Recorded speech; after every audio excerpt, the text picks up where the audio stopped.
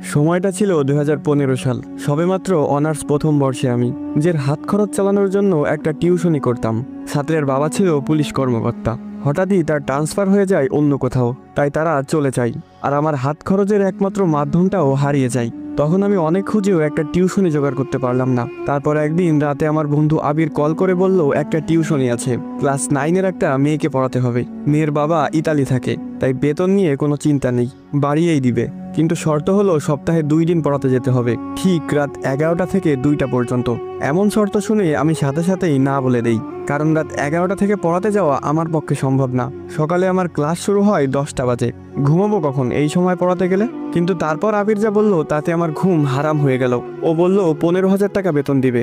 এবার ভেবে দেখ, তখন আমার কাছে 15,000 টাকা 15 লক্ষ টাকার সমান। আমি খুশিতে গদগদ করে হ্যাঁ বলে দিলাম। আবির আমাকে ঠিকানা টেক্সট করে দিল আর বলল শুধুমাত্র শনিবার এবং রবিবার রাতে যেতে হবে।